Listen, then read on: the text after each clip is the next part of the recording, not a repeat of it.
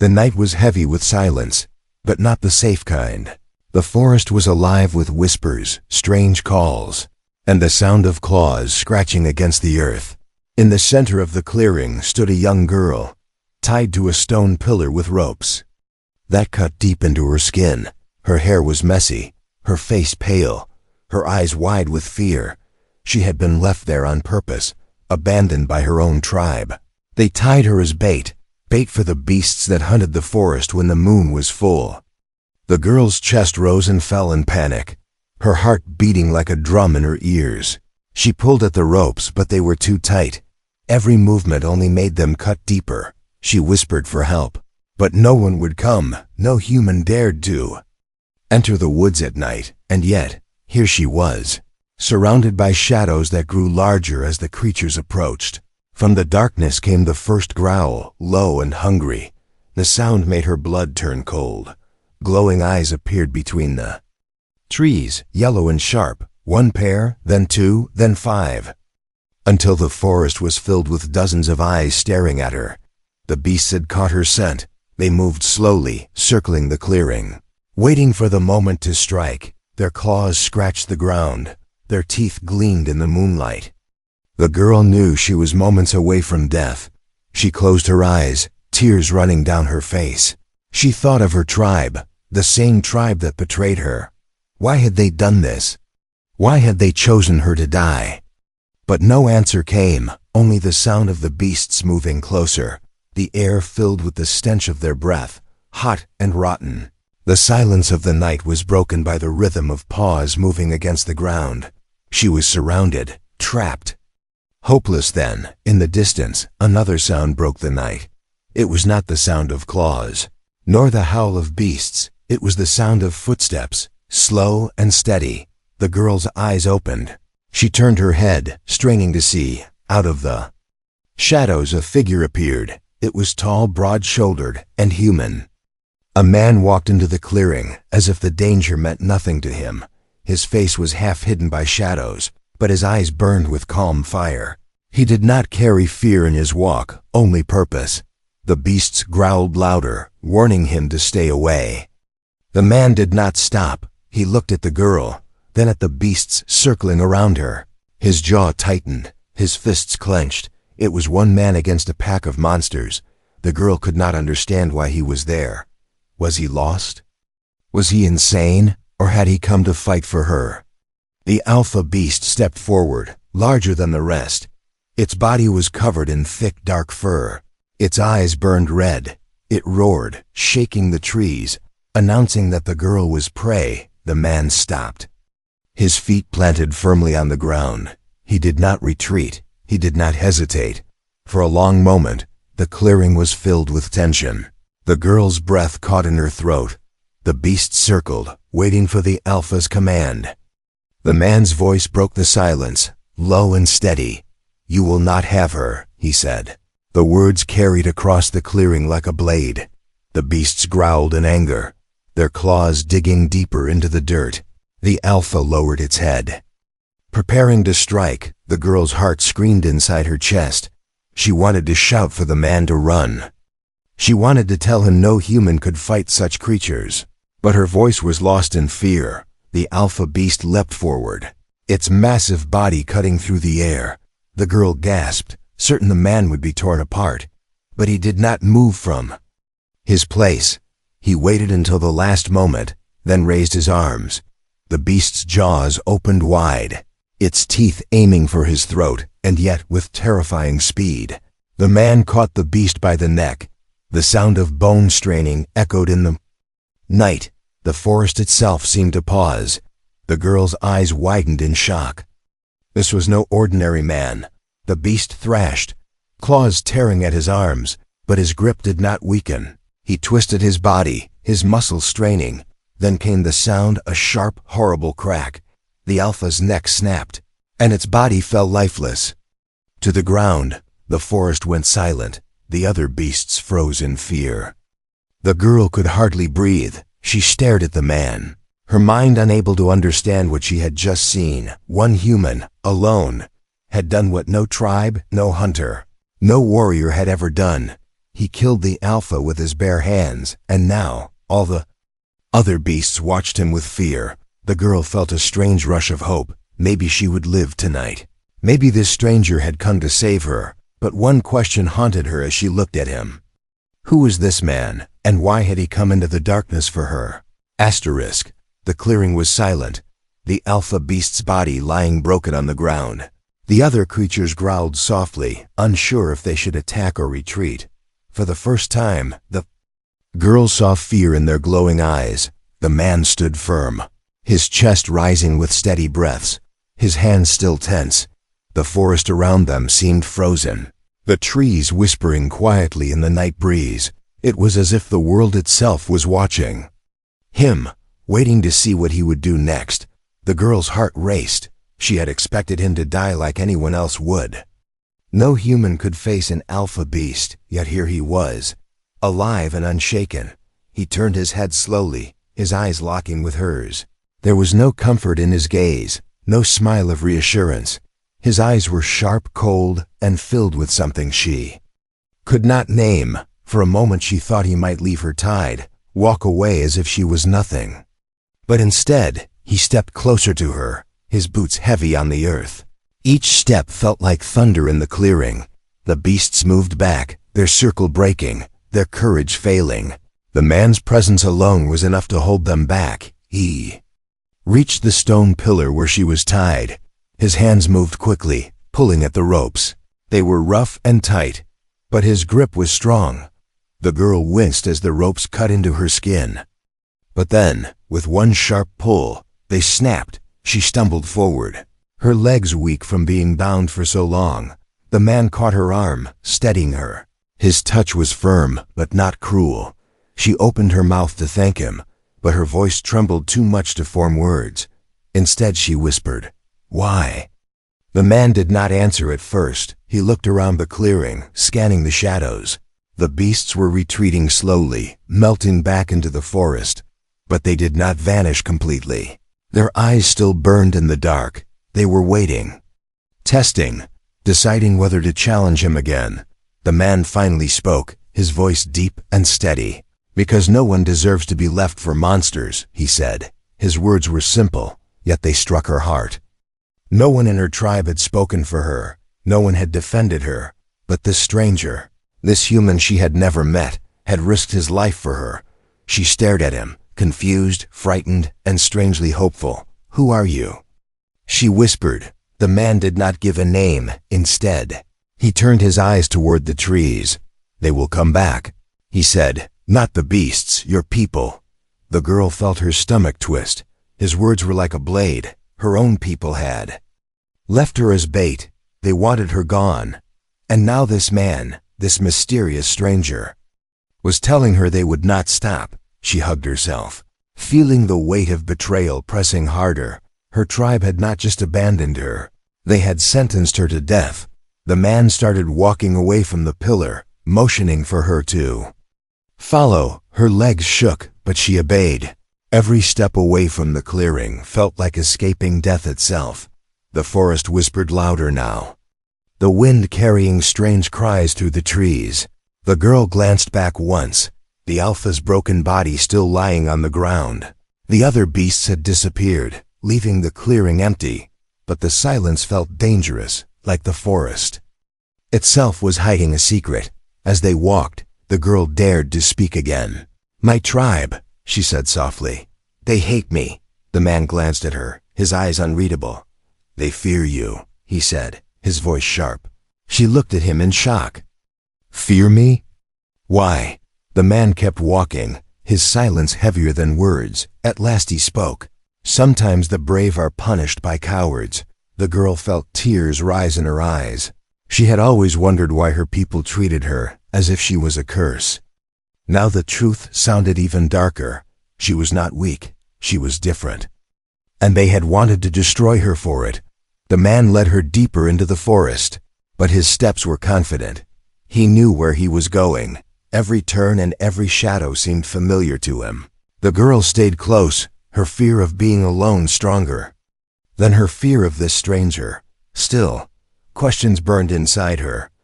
How could one man kill an alpha beast? Why was he in this cursed forest at night? And why had he chosen to save her, a girl abandoned even by her own people? The night stretched longer, the air heavy with unseen dangers. The girl felt the weight of exhaustion pulling at her, but the man did not slow down. He moved like a hunter, listening to every sound. His silence was unnerving, yet his presence was a shield. Finally, he stopped near a fallen tree. Motioning for her to sit, she sank down, her body trembling. The man stood guard, his eyes scanning the dark as if he could see through the trees. The fireflies danced around them, the moon casting silver light on his sharp features.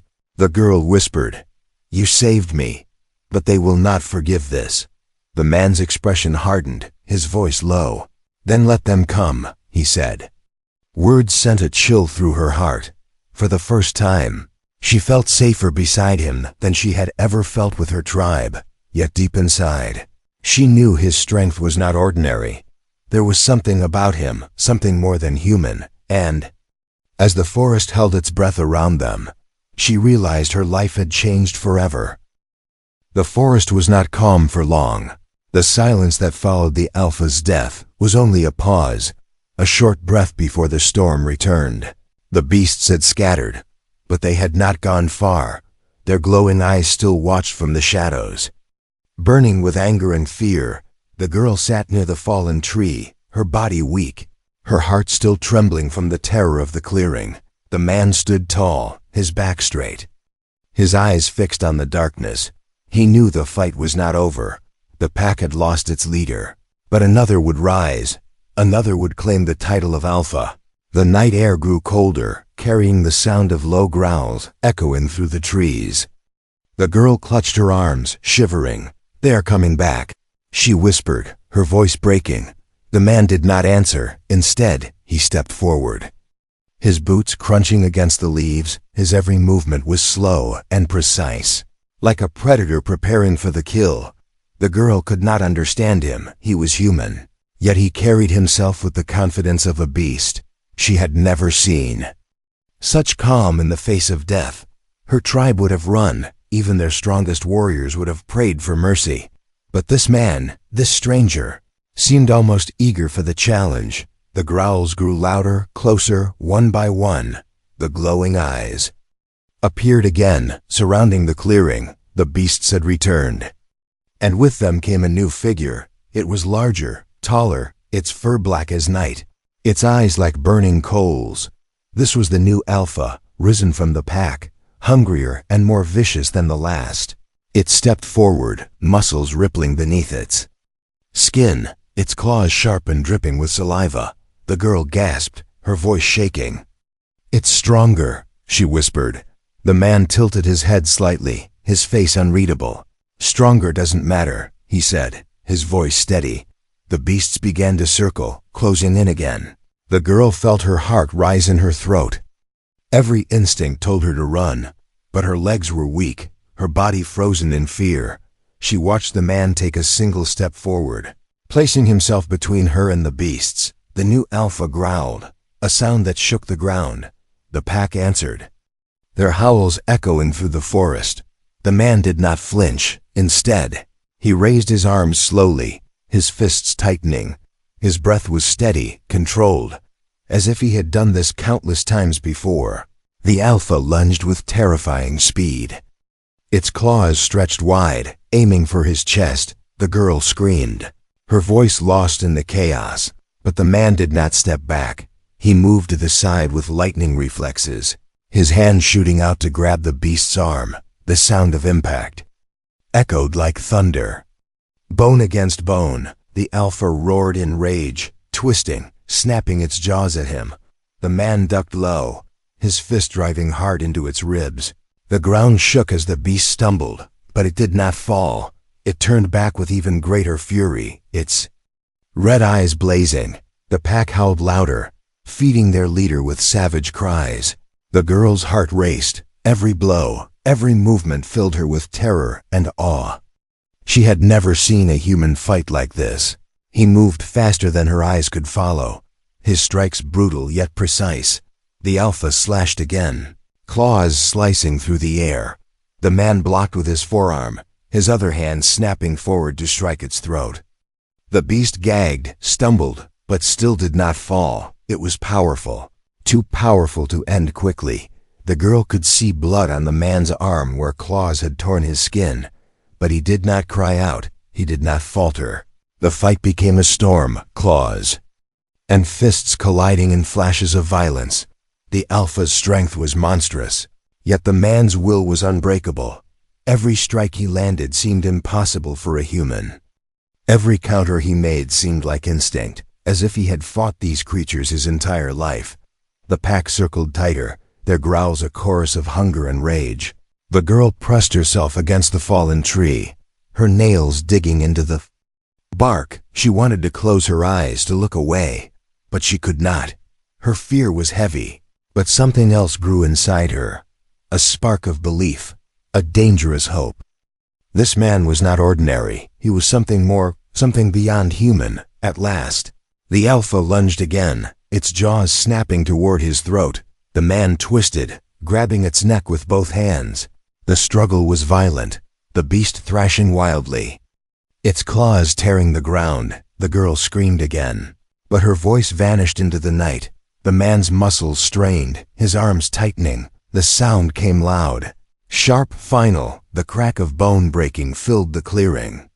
The Alpha fell limp, its body collapsing in the dirt. Silence followed, thick and heavy. The pack froze, their eyes wide, their howls dying in their throats. They stepped back, fear stronger than hunger. The man dropped the beast's body to the ground, his chest rising with steady breaths. Blood stained his arm, his clothes torn, yet his eyes still burned with fire. He turned, his gaze meeting the girl's. She felt her breath stop, her heart pounding in her chest. She whispered without meaning, "You are not like us." The man did not answer. Instead, he looked back at the pack, his voice low and steady. "Leave," he said. The beasts obeyed, melting into the forest one by one, their glowing eyes fading. The clearing was silent once more. The girl trembled, her body weak, yet her mind overwhelmed with questions. Who was this man? Why did he fight like no human she had ever known? And why did she feel, deep in her heart, that this was only the beginning? The forest was finally quiet, but it was not peace. It was the kind of silence that came after blood had been spilled. The Alpha lay motionless on the ground, its body twisted, its red eyes dull and lifeless. The other beasts had fled, their glowing eyes vanishing into the trees. The girl sat frozen against the fallen log, her chest rising and falling quickly, her breath shallow. She could still hear the echo of bones snapping, still see the moment when the man's hands had broken the monster's neck. No human should have been able to do that, yet she had seen it with her own eyes. The man stood above the Alpha's body, his shoulders rising with slow breaths. Blood ran down his forearm, but he did not seem to notice or care. He looked at the corpse of the beast with cold eyes, then turned away as if it meant nothing. To him, killing the Alpha was no victory, only necessity. He walked toward the girl, his boots pressing softly against the dirt. She tried to push herself back, fear still heavy in her chest. But when his shadow fell over her, she realized he meant no harm. He crouched down, his hand reaching to check the ropes still clinging to her wrists. He pulled them free with ease, the last of the bonds falling away. "You are safe now," he said, his voice low. The girl swallowed, her throat dry. Safe. The word sounded strange, because nothing about this place felt safe. The trees still whispered, the night still held dangers, and her tribe was still out there. Yet when he said it, she wanted to believe. Her lips trembled as she asked, "Why did you help me?" The man's eyes lifted to hers, sharp and unreadable. His silence stretched long, until finally he said, "Because they wanted you dead." The words struck her like a blade. Simple, but heavy with truth. Her own people had tied her there. Her own people had abandoned her. She felt the weight of betrayal crush her chest. Tears filled her eyes, not from the beasts, but from the pain of knowing she was unwanted. "They were supposed to protect me," she whispered. "They were supposed to be my family." The man shook his head, his voice steady. "Family does not feed its own to monsters," he said. His words carried no kindness, only truth. The girl lowered her head, her tears dripping onto the dirt. She had always known she was different, always felt the cold stares, the harsh words, the way her tribe looked at her with suspicion. Now the truth stood clear. Her difference had made her their prey. The man rose to his feet and looked toward the trees. "They will come for you again," he said. "Humans are often worse than beasts." The girl's stomach twisted, fear returning to her heart. It was not enough to survive the forest. She would now have to face her own tribe again. She wiped her tears quickly, her voice soft. "What do I do?" The man glanced at her, his expression unreadable. "Stay alive," he said. As if it was the simplest answer in the world, he turned and began to walk toward the deeper shadows of the forest. The girl hesitated, fear and confusion pulling at her. If she stayed, she would be alone. If she followed, she would be with a man she did not understand. Her body chose before her mind could, her legs carrying her after him. The forest floor crunched under her weak steps. The man did not stop her, did not tell her to turn back. He only moved forward, his eyes sharp, scanning every sound and shadow. The girl glanced at his torn arm, blood dripping down his skin. "You are hurt," she said softly. He looked down at it briefly, then shook his head. "It is nothing," he replied. To him, it truly seemed like nothing. But to her, it was a wound deeper than any she had seen. The strength he carried was not only in his body but in his will. They walked for what felt like hours, the forest stretching endlessly around them. The moonlight painted the trees silver, and the cries of unseen creatures echoed through the night. At last, they reached a small clearing where the trees broke apart. The man stopped, scanning the area before lowering himself to sit against a rock. The girl sat a short distance away, her arms wrapped around her knees. For a long time neither spoke. The fireflies drifted lazily, the night air heavy with silence. The girl finally whispered, "You saved me when no one else would." The man's eyes remained on the forest, his face carved with calm. "I did what had to be done," he said. The girl tilted her head, her voice trembling. "But why me?" The man finally looked at her, his gaze hard. "Because they wanted you weak," he said. "And weakness is what destroys humans." The words chilled her, but there was something else hidden in them. A strange recognition, as if he saw something in her she did not see herself. She lowered her gaze, clutching her knees tighter. Her life had ended tonight. The girl she was before was gone. Now she was something else, something her tribe had feared. Something even the beasts could not claim. And at the center of it stood this man, this stranger who fought like no human. She knew nothing about him, not even his name, but she knew one truth. The world she had known was broken, and he was the reason she was still breathing. The forest held its breath again. The danger had not ended. It had only shifted. The beasts were gone. But now the greater threat waited in the shadows. Her tribe, the ones who had betrayed her, would not stop until she was gone for good. She closed her eyes, whispering a silent promise to herself. She would not die the way they wanted, not while he was here, not while the man who had broken the Alpha still walked beside her. The night deepened. The forest wrapped itself in layers of shadows. The girl sat close to the rock, her body trembling with exhaustion, yet her mind unable to rest. The man sat a few feet away, his back straight, his eyes scanning the trees as if sleep was a weakness he could not allow. The fireflies drifted between them, casting fleeting light on his face, sharp and unreadable. She wanted to ask more, but his silence pressed on her like a wall. At last her voice broke the stillness, soft and careful. "My name is Alara," she whispered, though she doubted he cared. The man turned slightly, his expression unchanged. "Alara," he repeated, his tone flat, but the sound of her name on his lips gave her a strange comfort. "And you?" she asked, her voice trembling. "What do they call you?" The man's gaze hardened, as if the question carried a weight she could not understand. For a long moment he said nothing, until finally he answered, "I have many names, none of them matter." Ilara frowned, confused. "But you saved me." "I should know who you are." The man shook his head slowly, his eyes turning back to the forest. "Names are for those who want to be remembered." He said, "I am not one of them." His words carried a heaviness, like a man haunted by things she could not see. Ilara hugged her knees tighter, trying to draw warmth from her own body. She could not stop the questions rising in her heart. "You fight like no man I've ever seen," she whispered. "You killed the Alpha with your hands." The man's jaw tightened, his silence louder than words. She pushed further, her fear mixing with curiosity. "Are you even human?" she asked before she could stop herself. The words hung in the air, sharp and dangerous. For the first time, the man's eyes turned fully to her, and in them burned something she could not name. Not anger, not kindness, but something deeper. "Older, I am human," he said at last, "but I am not like them." Ilara's heart skipped. His words were simple but filled with mystery. "What do you mean?"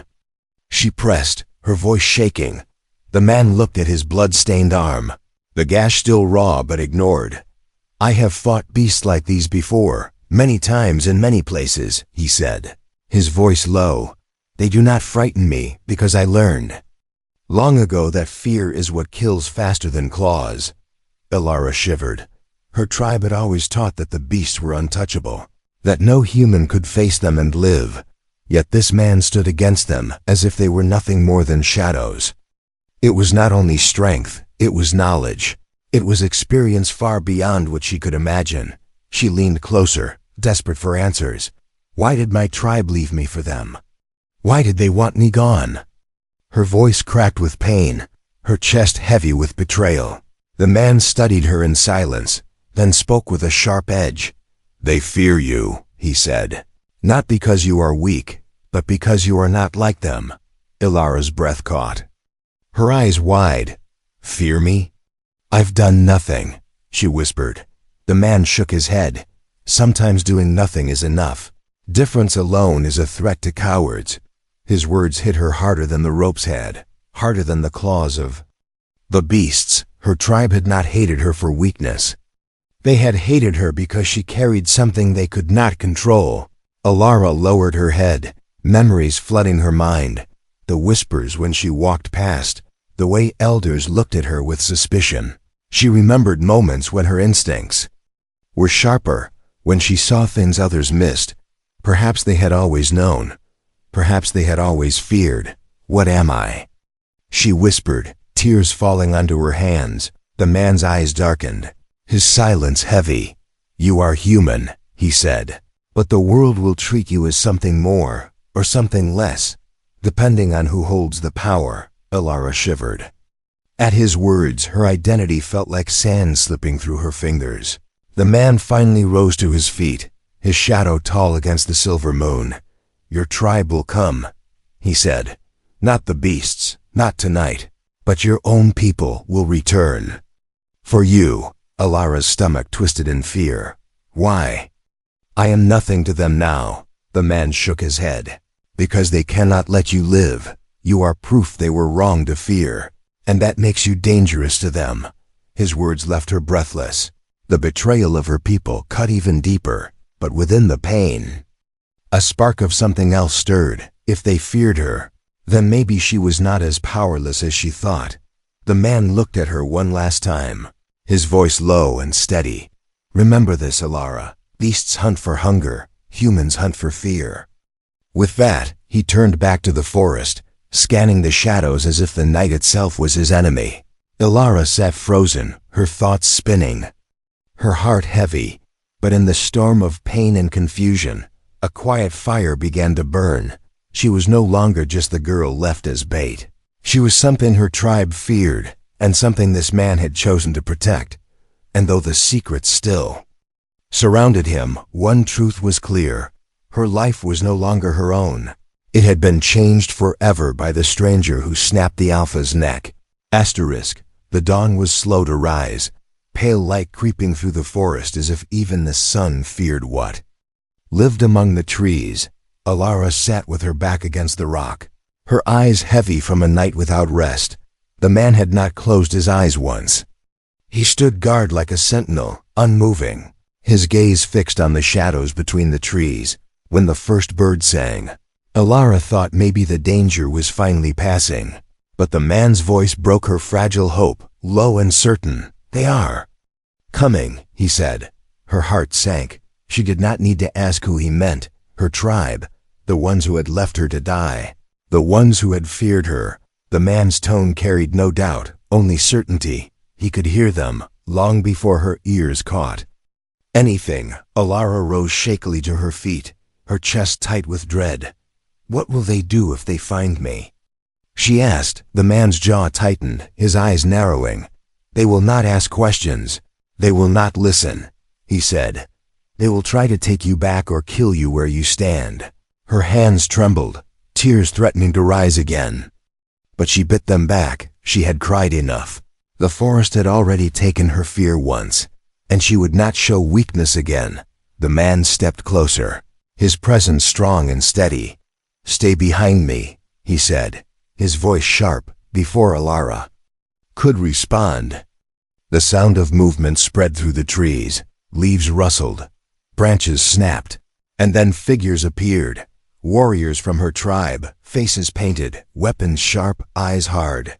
They spread into the clearing with practiced precision. At their front stood the chieftain, tall and grim, his voice carrying authority. "Alara," he called, his tone cold. "Step forward, you belong to us." Alara froze, her chest heavy with both anger and fear. The man stood still, his body a wall between her and them. "She does not belong to you," he said, his voice calm but filled with steel. The tribe warriors stiffened, their eyes snapping toward him. "And who are you?" the chieftain demanded, his words cutting like a blade. The man did not answer. He simply met the chief's stare with silence. The tension cracked in the air, sharp as thunder before the storm. One of the warriors stepped forward, his spear gleaming in the morning light. "She is cursed," he spat, pointing at Alara. "The beast spared her. That is proof she is not one of us." Alara's throat closed. The words struck her deeper than any blade. The man's voice cut through their accusations, steady and unyielding. "No, she is proof of your cowardice," he said. The warriors growled in anger, shifting their weapons. The chieftain's eyes darkened, his jaw clenching. "You have no right to speak among us, stranger," he said. The man stepped forward, his stance like stone. "I earned my right when I broke the Alpha," he said. The warriors faltered, their eyes flicking with doubt. Stories of the Alpha were old, legendary. No man had ever defeated one. But the proof lay in the silence of the beasts, in the lingering fear that hung over the forest still. Pride burned hotter than reason in the chieftain's eyes. "You will die for interfering," he declared, raising his hand. The warriors tightened their circle, their weapons gleaming, their steps heavy. Illyra's heart pounded, her hands clenched at her sides. She wanted to scream, to tell them to stop, but her voice caught. The man turned slightly, his voice low, so only she could hear. "This is the part where you do not run," he said. The warriors rushed forward, the clearing exploding with shouts and steel. The man moved like a storm, his fist striking, his body twisting. One warrior fell with a broken arm, another with his weapon snapped in half. He fought without hesitation, every movement fast and brutal. Alara's eyes widened as she watched him tear through them, his strength unmatched. Yet the tribe's numbers were many, their rage endless. They shouted curses at him, calling him demon, calling her cursed. Each word cut deeper into Alara's chest. But as she watched him stand against them, something else stirred within her. A fire that her tribe had tried to kill, a fire she no longer wanted to hide. The chieftain finally stepped into the fight, his weapon a curved blade, his strikes fast and deadly. The man met him head-on, their clash shaking the clearing. Steel rang against flesh and bone. sparks flying as strength met strength. The warriors around them hesitated, fear flickering in their eyes as they saw their leader pushed back. Elara could hardly breathe, her chest tight, her heart racing. This was not just a fight, it was a war of truths. Her tribe's fear against the stranger's strength, her past against her future. At last, the man forced the chieftain back, his blade knocked from his grip. The stranger stood tall, his chest rising steady, his eyes burning. The warriors froze, their weapons trembling in their hands. No one dared to move, no one dared to speak. The clearing was heavy with silence again. The man's voice cut through it, sharp and final. "She does not belong to you anymore," he said. The chieftain's face twisted with rage, but his body sagged with defeat. He motioned his men to retreat, their steps bitter, their eyes still filled with hate. But Elara knew this was not the end. It was only the beginning. She looked at the man, her savior, her protector. Her tribe would return, their hatred burning hotter. But now, she no longer felt weak, no longer felt cursed. The fire inside her had awakened, and she would not let it die. Not while he stood with her. Not while the forest itself seemed to bow in silence to the man who broke alphas and defied tribes.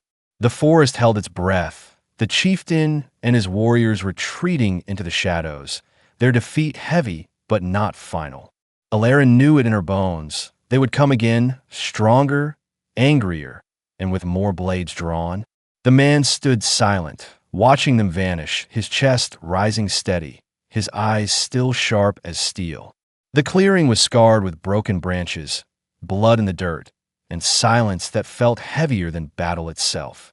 Elara stepped closer, her voice low. "They will not stop." The man nodded, his jaw tightening. "No, they will return, and when they do, they will not only want you, they will want me dead too." His words chilled her, but his tone carried no fear, only certainty. She looked at him, trembling. "Why do you fight for me? You don't even know me." The man's eyes turned to hers, his voice quiet but strong. "Because you were thrown to the beasts, and I have seen too many left to die without reason." His words carried a weight that told her he had lived this before, many times, in many places. The day passed in silence, broken only by the cries of distant birds. Elara tried to rest, but her heart would not calm. She replayed the fight in her mind, the betrayal of her tribe, the fury in the chieftain's eyes. The fire inside her burned brighter, and she understood now. She was not just prey, not just a weak girl cast aside. She was something more, something her people feared because they could not control it. As the sun fell and darkness returned, the forest came alive again. Branches cracked, footsteps echoed, and voices carried through the night.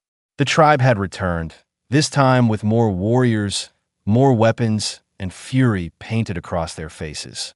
Torches blazed in their hands, their shouts filling the forest with fire and hate. Alara's breath caught in her throat, but the man stood calm, his body still as stone. "They have chosen their end," he said, his tone sharp. The warriors poured into the clearing, surrounding them in a ring of firelight. The chieftain stepped forward, his blade gleaming, his eyes burning with vengeance. "You defied us once, stranger, but tonight you will fall," he spat. The man did not answer. His silence was sharper than any weapon. The chieftain pointed at Elara, his voice cutting. "And she will die, for she is cursed." Alara's chest tightened, anger and pain mixing in her veins.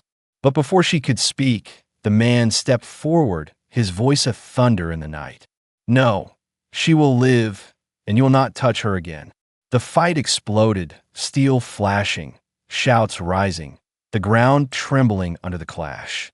The man moved like fire itself, fast and unrelenting, his fists breaking bones, his strikes shattering weapons. Warriors fell one by one, their cries filling the air. But still they came, more and more, driven by hate. Elara watched, her body shaking, torn between fear and awe. He was only one man, yet he stood like an army, unstoppable, unbreakable. The chieftain charged forward, his blade slicing through the air. The man caught it with his bare hand, blood running down his palm, and with one brutal strike, he threw the chief to the ground. The earth shook with the impact, the chief's blade spinning away into the dark. The warriors froze, their courage breaking. They saw their leader defeated, their numbers crushed, their blades shattered. Fear spread like fire, and one by one, they began to retreat, their torches vanishing into the trees. The clearing fell silent once more, only the sound of the man's steady breathing filling the air. Alara stood trembling, her heart racing, her eyes locked on him. He looked down at the fallen chieftain, then turned his gaze to her. "It is finished," he said, though his tone carried no triumph, only warning. Alara's lips trembled. Finished? Or only the beginning? The man's silence was answer enough. He stepped closer, his presence strong, his eyes sharp but not unkind. "You are free now," he said, "but freedom comes with a cost." Alara swallowed hard, her heart heavy but alive with fire. Her tribe had tried to kill her, but she had survived. The beasts had tried to claim her, but she had endured. And now she stood beside the man who had broken the Alpha and silenced her enemies. She no longer felt cursed, no longer felt weak. She felt something stronger, something dangerous. The night wrapped around them, the forest whispering softly. Alara knew her path would not be easy. She knew her people would not forgive. But with the stranger by her side, she felt ready to face whatever came. The final stand was not only his, it was hers too. And as the moon rose high above the broken clearing, she whispered to herself, "They left me as bait, but I will never be prey again.